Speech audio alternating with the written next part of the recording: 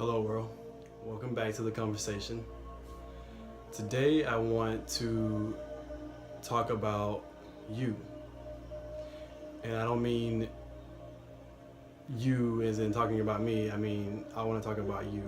I want to talk about discovering who you are as a person. I want to talk about how you can manifest things into your world, how you have the power within you to unlock any potential that you see for yourself.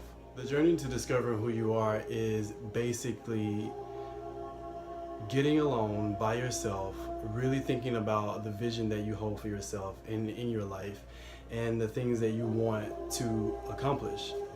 It's as simple as that. It's finding those things that make you tick, those things that make you happy. There are things that we all have in our lives that bring us joy. And I think that those things are inclinations of what we probably should be doing with this life. And in order to find out what those things are, what makes you happy, and how you can expound upon those gifts is to really dig deep. What it means is searching through yourself to find out these things work for me, these things add to my goal, these things add to the vision that I hold for my life, these things I like about myself. You know what? But there's also a side to that you don't like about yourself, but that you recognize, that you acknowledge, and that you move forward with trying to change or try to develop about yourself.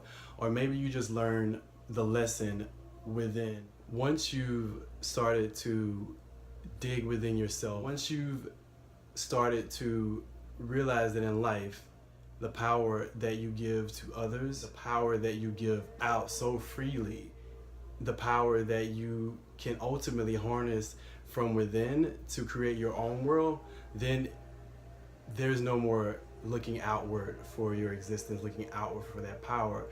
The true journey to self-potentialism or self-actualization or self-realization is going through who you are as a person, pulling out the things that you like that add to your vision, and then also pulling out those things that you may not like about yourself.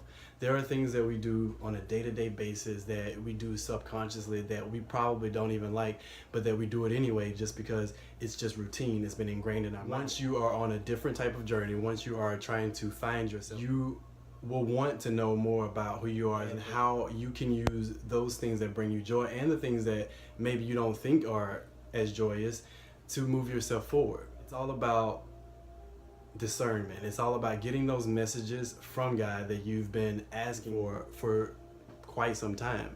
It's all already within you. You've already been given all the power that you need. For me, I went through so much of my life looking outward for help, looking outward for people to save me, looking outward for things to happen for me, looking outward for that guy to hire me, or looking outward for that money to come in from wherever it's coming. I had to realize that everything that I already need is within me. I was born with it.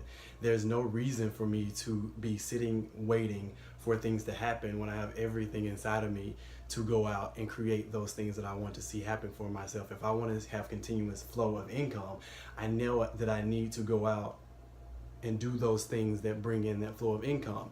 And if you're at a job or you're doing things that don't bring you any joy, then recognize it and change it. Because there's only two things you can do once you've recognized the problem in your life. You can either change that problem or accept it. And if you want to move forward in life, if you want to really find out what your true potential is and how far you can actually take this thing, then you would want to know more. I don't think that anyone that has been given a glimpse of what they could be would ever settle for anything that someone has just given to them. Another way to dig into that self-potentialism or the highest form of yourself is to hold a vision for yourself, hold a vision for your life, hold a vision for how you feel your life should be.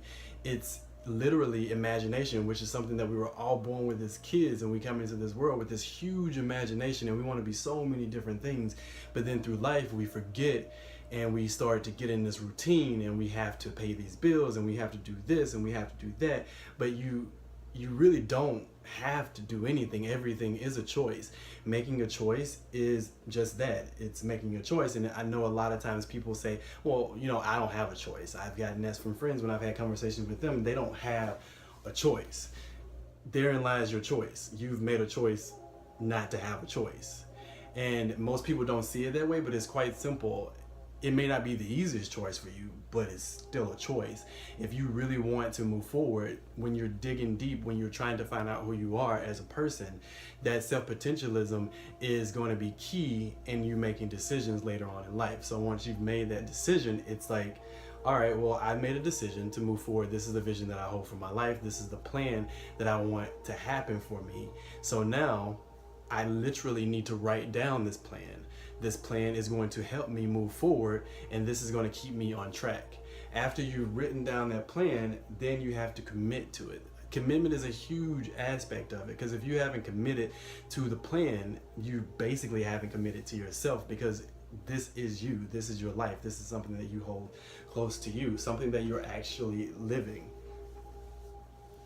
After you've decided on something in your life, after you've planned for, you've written it down, you've put your heart and soul into it, you've really thought about yourself and what you want that vision to be, then you are actively committing to making that plan work. You're going out, you're doing those things to get you to that vision.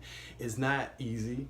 It's quite difficult, to be honest with you, because we've for so long been listening to or doing things that we feel like we should be doing to get us to that next level, but always losing focus of that larger vision at hand.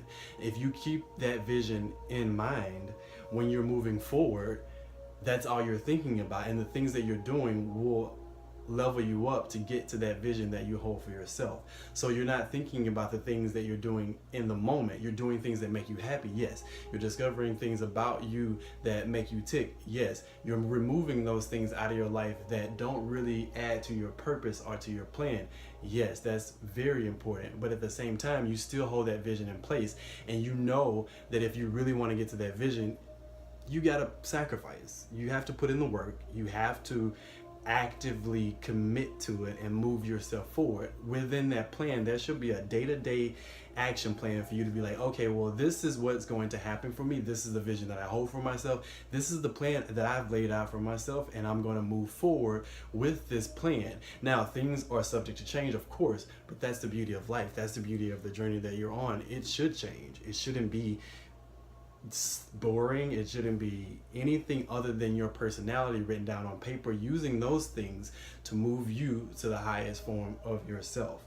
And with that, that's digging deep. That's really knowing who you are as a person. And we go through this life not knowing who you are, and then you die. It kind of sucks, because you have so much creativity inside of you. You have so much to give that you're kind of bogged down in all the stresses and the weight that you've basically put on yourself, because you're trying to attain something or trying to maybe be something that someone else has put on you. When you are discovering who you are as a person, you're stripping out all that ego, you're stripping out all those opinions, you're stripping out all those things that don't really add to the purpose, your vision that you hold for yourself, and you're literally doing things that add to what you want to accomplish. And that's important. It has to be one of those things that you commit to and that you actively work for every single day. I'll give you an example of the opposite side of it. People every single day focus on the negative side, the negative stuff, the things that could go wrong, the things that might happen if you don't do this. They operate out of fear. And once you've dug deep within yourself and find those things that you love, you'll start doing more things that you love, and you'll start operating out of love, and you'll start doing things out of love instead of operating out of fear. But this all goes back into finding who you are as a person and really asking those tough questions like, what do I want out of this life? What do I really love? What really makes me happy? What could I do forever and not ever feel like I'm doing any sort of work? Those things are the things that we should be doing to move us forward, and also in turn help others move forward, because you're inspiring others to follow their dream. You're inspiring others to follow their goals. This is something that we don't see happening but subconsciously we're creating it. And you're also doing the opposite when you're worried about things, when you're not focused on the positive, when you've lost, sight of your vision. And you bring that in conversations. You talk to your friends about it. You say things like, I don't know what's going to happen, I don't know how I'm going to do this, I don't know this and this and this. But once you have sat down with yourself, talked out what you see for your life, and you have a clear vision in place for it, everything will change. It's no longer I don't know this or I don't know that. It's more so I'm creating this. I know that this will happen. I live for this. This is what brings me joy, and this is how I can use this joy to bring someone else joy. There are things that you can do to discover more so who you are as a person, and it takes a little bit of time, and it takes a little bit of effort to really dig deep into who you are as a person. But trust me, you're worth it. You're worth it. Trust me. I'll give you some examples of things that I like to do that take me out of my mind, that take me out of ego, that take me out of a situation where I feel like people are watching me and I need to put on a front or some sort of facade for them to make them think that I'm living the life that I actually want to live, which is what honestly half of us are doing in this world today. So the first thing I do is dance. I dance. I like to dance. It's something that's fun. It brings music into my life, which is something that I love. And it gets me into a point where I'm just like, all of my barriers, all of my preconceived notions, anything that I'm thinking about myself, it's on the dance floor. You can find solace in dancing at home by yourself. It doesn't have to be out in a club. It doesn't have to be surrounded by different energies. It doesn't have to be taking on more than what you can actually handle. It's just dancing because it's something that you love. And that's just something for me here in my place, and I just dance. I put on the music that I've developed a sense of music that brings me joy, and I just kind of put that on and go for it. I think that's fun. And mind you, I do a lot of things, but these are things that I do on a consistent basis that bring me joy and bring me happiness. And I know that in doing these things, they create more things, they create more happiness. The second thing is reading. I love to read. I love to research. I love to know things, random things, because I think that everything adds to something else. And we often ask God for guidance. We often ask God for this and that. But do you ever wait? Do you ever wait for that answer? Meditation is a good way to get that answer, but I'll get to that in a second. But reading, sometimes when I ask God, I'm like, God, yo, show me what is happening, show me what's next, show me what my next move is. And then I'll like get a book and it'll come to me and I'll be reading it, and it'll literally be everything in it that I need for this next level that I'm going to be on. Because with new levels comes new challenges. So when you get to a new level, you would need more research, more work on yourself. It's a continuous process. Like I said before, it's not checkers, it's chess. It's one of those thinking games where you have to have an end goal in mind, and while you're getting to that end goal, you're doing all these little things that make you happy, that bring you joy, that will ultimately add to your purpose. Another thing that I love to do is cycle. I cycle basically every morning or every chance that I get. I love it. It's freeing. I get outside and I just kind of go with it. I road cycle, so it's like there's no limits to anything. Obviously watch the traffic, because people do try to kill people on bikes, but at the same time, that's another conversation. Cycling brings me freedom. It brings me a sense of peace. It gets my mind, body, and soul together.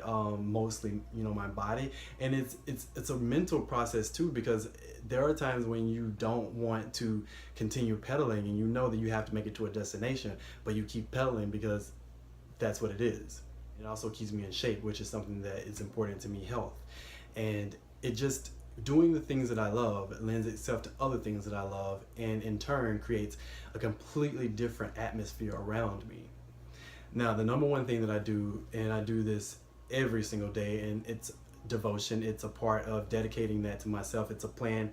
It's a part of the plan that I put in place for me, and that is meditation. I meditate on a regular. I meditate when I'm biking. I meditate when I'm on the bus. I meditate when I'm walking. I meditate in any instance of any type of interaction with any other spirit, any other soul, anything, entity. I meditate, and I ask for nothing, to be honest with you. It's that point where I'm just listening.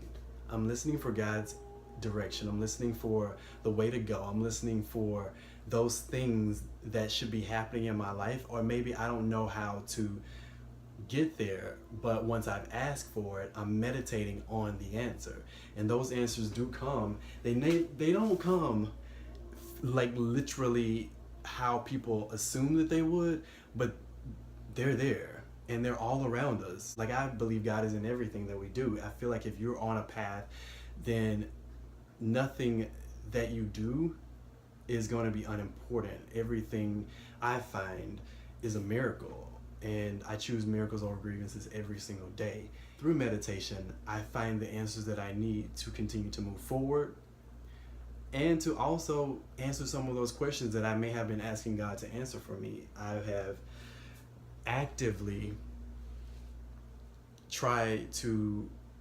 meditate on nothing and just clearing my mind and clearing the space out and clearing the things that don't really, serve me or serve the higher purpose of myself, and really get into who I am as a person. Because when you're quiet, that's probably one of the best times when you can receive the most divine answers and the most divine direction for anything that you're going to be setting out to do in life. Through meditation, I find that it centers me, it brings me peace, it brings me happiness. It makes me a little bit happier every single day, because I can go into any situation knowing that it's going to be okay, because I've meditated on it already. I've thought about it. God has given me some sort of insight about what is going to happen and how I'm going to make those things happen.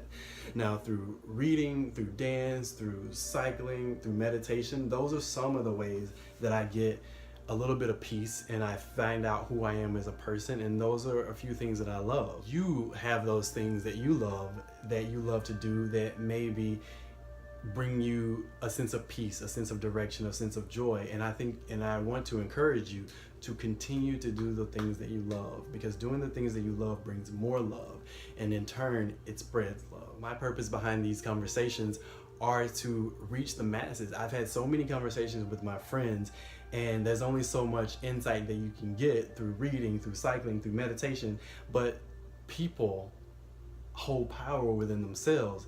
And I honestly would just love to have conversations with the masses and create this Algonquin roundtable type situation where we're literally creatives sitting around having conversations about things that matter and things that move us forward and things that affect us as people. And in order to be in any sort of setting like that, you would have to know who you are as a person. You would have to have dug deep, have to know what makes you tick.